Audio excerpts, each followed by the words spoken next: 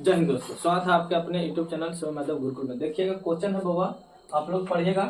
कह रहा है ऋषभ धारा के अनुकूल 2 घंटों में 20 किलोमीटर नाव चलाता है। धारा के अनुकूल चलाता है बाबा कितने, तो 20 किलोमीटर चला सकता है। और धारा के प्रतिकूल 2 घंटों में 4 किलोमीटर नाव चला सकता है। उसका स्थिर जल में नाव चलाने की चाल तथा धारा की चाल ज्ञात करना है। क्या चीज, स्थिर जो जल होगी बाबा तब ज्ञात करना है। तो आप लोग समझिएगा क्या होगा। जो एक बात को यहाँ समझिएगा, यह एक पूरा का पूरा समझ लीजिए, यह पानी भरा हुआ, ये पूरा क्या है, गंगा जी है या तो समुद्र कह लीजिए। क्या कह लीजिए, समुद्र कह लीजिए। इसमें पूरा में क्या भरा हुआ है, पानी भरा हुआ है। इस प्रकार से जब इसमें पानी भरा है, अगर पानी इस साइड इधर से इधर की ओर जा रहा है और यहाँ जो नाव खड़ी है बाबा, ये जो नाव है इस पर बैठे हुए ऋषभ जो है इधर की ओर ही जा रहा है। इस नाव की भी जो है इधर की ओर है। तो इसके साथ देखे भाई, ये तो एक पानी धारा चल रहा होगा उसको, और एक ये जो नाव की चाल होगी, बाबा वो भी टेढ़ा होगा। तो दोगुना स्पीड से जा रहा है। पानी का चाल अलग है और नाव की चाल अलग है, तो दोगुना है। अब देखिएगा इसी चीज को उल्टा कर लीजिए। ये जो हुआ किसके, नाव का अनुकूल, क्या धारा के अनुकूल चल रहा है। जिधर की ओर धारा है इधर की ओर ही बह रहा धारा, इधर की ओर ही हम जाएंगे तो हमें ज्यादा स्पीड से जाएंगे। और जब हम देखिएगा, जब धारा उधर से इधर की ओर आ रहा, हम इधर से जा रहे हैं, तो देखेंगे उधर से हमें बहुत ज्यादा हमको बहुत शक्ति लगाना पड़ेगा उधर जाने की ओर। जिससे हवा विपरीत चलता है वो आनियों में, तो देखते हो उधर रुके जाते हैं तो छतरी उतरी पीछे रुके वो घर चला जाता है, मुंह एकदम फूलने लगता है, इधर की ओर टेलने लगता है। तो उसी प्रकार है इसमें भी। तो हम सबसे पहले जो इसको बनाने के लिए क्या करेंगे बाबा, हमें चाहिए नाव की चाल। किसमें, तो स्थिर जल में नाव की चाल और धारा की चाल ज्ञात करना है। तो मानेंगे यहाँ पे बाबा कि माना कि स्थिर जल में किसकी, नाव की चाल बराबर 100 होगा। जब वह नाव जो पानी होगी वह स्थिर होगी, तब उसमें जो नाव की चाल होगी वह कितना होगी, तो हम लोग मान ले वही चीज पूछ रहा था। उसका स्थिर जल में नाव की चाल ज्ञात करना और धारा की चाल ज्ञात करना। अब हम लोग लिखेंगे वहां पे कि धारा की चाल, जो धारा की चाल होगी वह कितना होगी, यहाँ पे यहाँ भी मानना होगा। यहाँ लिखेंगे धारा की चाल, धारा की चाल बराबर 22। अब देखिएगा यहाँ पे आप समझिएगा, हम तो यहाँ पे सभी नाव को पार लेते हैं। एक नाव को रख लीजिए इस प्रकार से, ढेर सारा नाव, यहाँ पे एक नाव है, आदमी है, खेवैया भी लगा हुआ है। देखिएगा जब हम इधर से कोई नाव को टेल रहे हैं, क्या करबो, नाव को टेल रहे हो या तो नाव में है, तो एक बात को ध्यान दीजिएगा कि यह जल जब स्थिर जल होगी तब नाव की चाल और धारा की चाल दोनों सेम ही रहेगी। दोनों तो साथ में न रहेगी बाबा, धारा भी चल रहा है और नाव भी चल रहा है। तो प्रश्न से चलेंगे। देखिएगा प्रश्न जो बोल रहा है, सुनो मैं प्रश्न से, यहाँ पे प्रश्न से आप लोग को समझ में नहीं आया होगा। जब धारा भी चल रहा है और नाव भी चल रहा है तो दोनों ऐड हो रहा है। एक तो नाव की चाल बढ़ रहा है और एक चल रहा है धारा की चाल। जो स्थिर नाव है बाबा वह भी बढ़ जाएगा। अगर स्थिर खड़ी है वह चल नहीं रहा है, अगर धारा बढ़ रहा है तो वह आगे की ओर रूपी थोड़ा थोड़ा बढ़ते जाएगा। जब वह बात का मतलब कि धारा रुका हुआ है और नाव चल रहा है तो वह नाव बढ़ेगा, धारा तो रुका हुआ रहेगा। इस प्रकार से तो यहाँ पे प्रश्न से चलेंगे। प्रश्न जो बोल रहा है ऋषभ के अनुकूल 2 घंटों में, तो हम लोग यहाँ चलेंगे प्रश्न से क्या लिखेंगे धारा के अनुकूल नाव की चाल,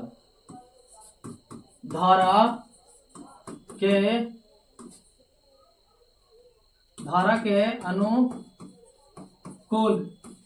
अनुकूल नाव की चाल। नाव धारा के अनुकूल चलेगा तो x + y चलेगा बाबा।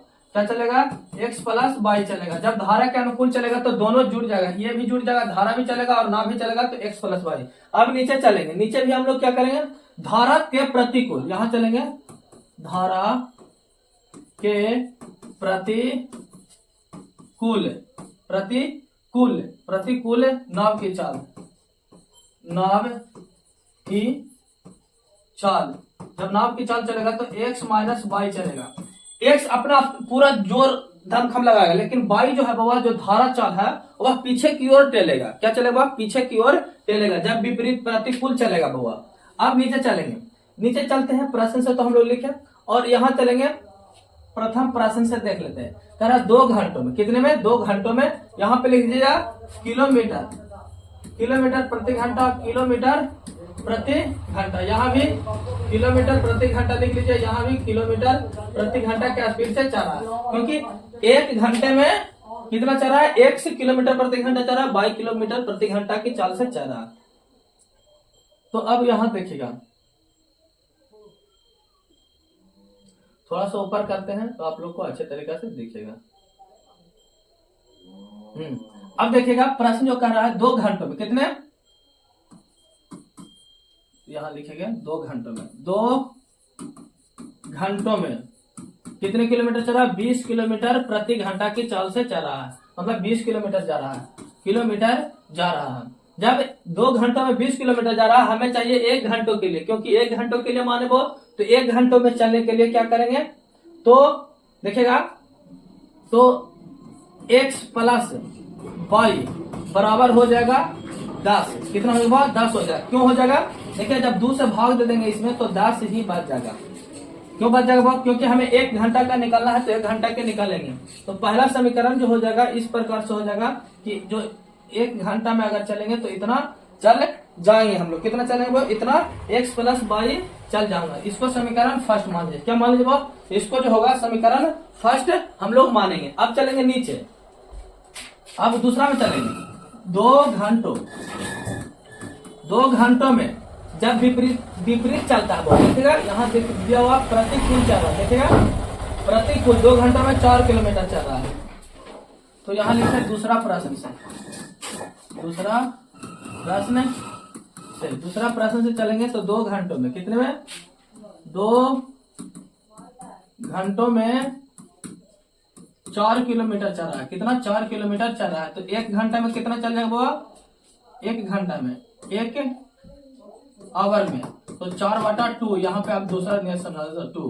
तो देखिएगा यहाँ पे दिया हुआ प्रतिकूल का समीकरण कितना बन जाएगा? तो x plus x minus Y बराबर 2 हो जाएगा। x माइनस वाई बराबर 2 हो गया, क्योंकि आधा चलेगा वो। अब इसको समीकरण 2 कर लीजिए। क्या कर लीजिए? समीकरण 2। अब नीचे चलते हैं, नीचे चलने के बाद हम क्या करें? समीकरण 1 और 2 को आपस में जोड़ने पर, समीकरण 1 और 2 को जोड़ने पर, तो समीकरण 1 क्या था? समीकरण 1 था x प्लस वाई बराबर 10 और इधर था x माइनस वाई बराबर 2। देखिए समीकरण फर्स्ट कितना निकल कर का है जो देखिएगा, समीकरण फर्स्ट यहाँ है। क्या बहुत समीकरण फर्स्ट जो है यहाँ निकल कर के आया है, देखिएगा कलम यही रख देते। समीकरण फर्स्ट यहाँ है और समीकरण 2 यहाँ पर है, तो हम दोनों को लिख दिए हैं। अब नीचे चलेंगे, देखिएगा आप लोग नीचे में क्या होगा, जो जब इतना है तब इसको जोड़िएगा, तो जोड़िएगा तो चिन्ह तो चेंज होगा नहीं, तो ये कट जाएगा। तो 2x बराबर हो जाएगा 12, तो x बराबर हो जाएगा 6। क्यों हो जाएगा? देखिएगा x बराबर अगर लिखना चाहेंगे तो देखेंगे यहाँ पे एक बटा देते हैं 12/2, तो ये दोनों 6, तो x बराबर 6 हो जाए। x बराबर 6 जो हुआ वह क्या हुआ? तो वह जो निकला हुआ है जो ऊपर में होगा, पहले शुरू y बराबर निकाल लेते हैं। x बराबर 6 निकाल कर क्या है? अब चलेंगे x का मान समीकरण किस में रखने पर? फर्स्ट में रखने पर, तो समीकरण फर्स्ट में रखते हैं। समीकरण फर्स्ट क्या हुआ? तो समीकरण फर्स्ट यह है, x प्लस वाई बराबर 10 है, तो x बराबर रखते हैं, सॉरी x बराबर तो रखा है 6 प्लस वाई बराबर 10, तो y बराबर लिखना चाहेंगे तो 10 माइनस 6, तो y बराबर हो जाएगा 4। कितना होगा? y बराबर जो हमारा निकल कर क्या है 4 निकल कर क्या है, और x बराबर हमारा निकल कर क्या है 6 निकल कर क्या है। अब हम छोटा करते हैं, देखिएगा आप समझिएगा, यहाँ पे आप लोग को दिख रहा होगा वो बड़ा करते हैं। अब यहाँ से बड़ा कर लेते हैं, ज्यादा बड़ा ही हो गया। चलेंगे नीचे करते हैं, देखिएगा अब क्या कह रहा था माने थे हम लोग, माना कि स्थिर जल में नाव की चाल, यहाँ पे देखिए ऊपर में क्या लिखा हुआ, ऊपर जो क्वेश्चन हमें निकल कर रहा है उसका स्थिर जल में नाव की चाल क्या होगी। तो नाव की चाल क्या होगी? x बराबर हम लोग निकाल के लाए कितना 6, कितना निकाल के लाए, और यहाँ देखें धारा की चाल बराबर बाई, तो बाई बराबर हमने निकाल कर क्या है 4, तो ये दोनों ही आंसर हो जाएगा। थोड़ा सा इसको रेड से कर देते हैं, ये दोनों आंसर हो जाएगा। तो आप लोगों को हमारा वीडियो कैसे लगा, अगर अच्छा लगा हो तो शेयर कीजिएगा और चैनल को सब्सक्राइब कीजिएगा। समझ में आप लोग को आ गया होगा।